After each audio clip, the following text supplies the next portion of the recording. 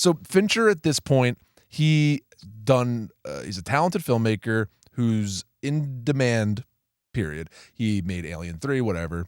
Then he made sort of his movies. He made The Game, then he made Seven, and then he came out with Fight Club, right, Brett? Am I forgetting them? Right. That's right. correct. Yeah. This is my least favorite era of Fincher. Fincher, the young man, Fincher, the 30-year-old, kind of a brutal guy. I've grown to really love Fincher. Zodiac, The Killer, Gone Girl, the other one or two. Social Network. Social Network, Girl with the Dragon Tattoo. I loved his Girl with the Dragon Tattoo. I love remake. it. Yeah. I love all those movies I said are awesome.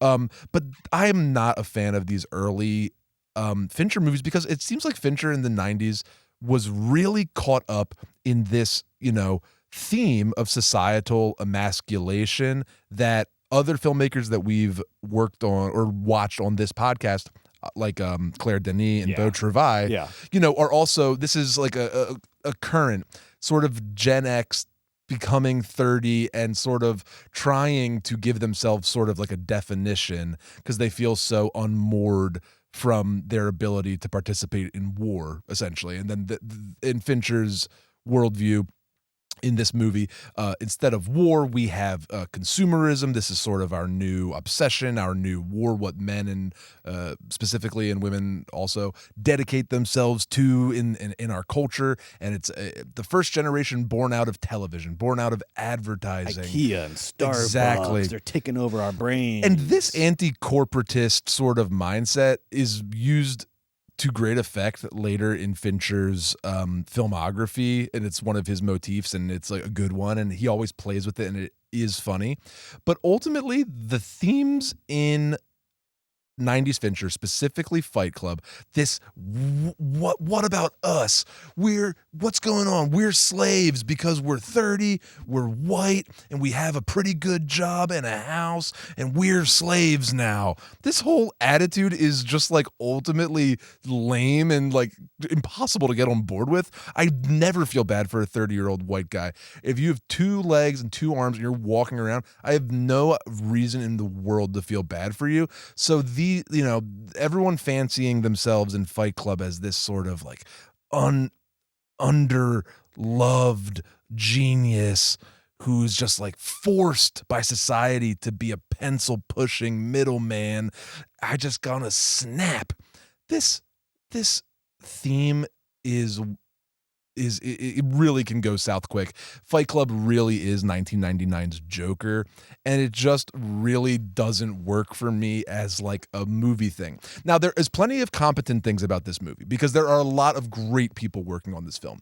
David Fincher, even if I feel like now we'd be friends, even if we wouldn't have necessarily got along in the 90s, like the guy knows what he's doing. Like he knows how to make a movie. He knows how to get cool shots and he understands the value of the brilliant actors he's working with. And Brad Pitt and Edward Norton and Helena Bonham Carter are all really good in this movie. Like no one's necessarily bad in the movie. I just think like the themes that are explored in this film are stink. The way that like the everyman in this coming of age film is like a 30-year-old. So it's so sad to me and so stupid. Fincher described Norton's character as an everyman. It was sort of like the inverse of The Graduate. Like in The Graduate, he had his whole life ahead of him. And in Fight Club, Edward Norton has nothing ahead of him. It's like, honey, that's because your ship already fucking came in. You're white, it's 1999, and you live in America and you have a job and a house. Like your ship came in, fucker. And then all these motherfuckers for 2.5 hours, like bitch and moan. Just shut the fuck up. There's nothing to be sad about. They all want to be radicals. Radicals in what sense? You're all going to go in the basement and punch each other? That's not radical. That's fucking insane. I like it's a fun idea. Oh, therapy is addicting in certain ways and our new therapy's beating each other up. There's something there. There's through lines. Obviously this culturally connected with a whole bunch of people, but so did fucking Donald Trump. So did the fucking Joker. This is the same sort of like white sob story we fucking keep remaking and retell ourselves. Oh, Gen X, we didn't have anything to fight for. We're slaves, you fucking weirdos. And then it's like millennials like, oh, we are so downtrodden, and you're fucking white and you fucking shut the fuck up. And now Gen Z is like, oh, I'm so hard with the COVID and the internet. If you are fucking white and you're 30 and you have a job, shut the fuck up. You're not an everyman. I don't feel bad for you.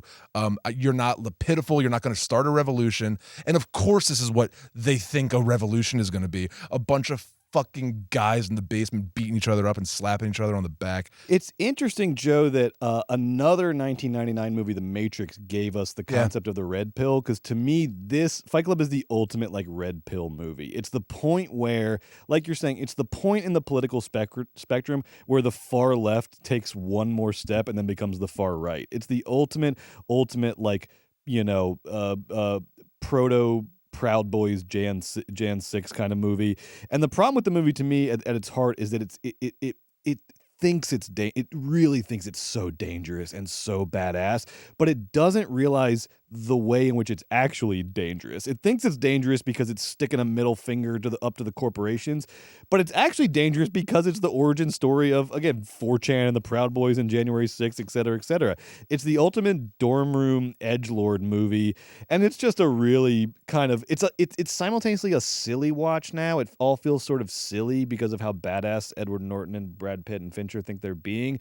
It's also haunting in the way that things like the Joker are haunting, because you're like, oh no, the people that liked this are bad people and now they're making our world a fucking like hellhole.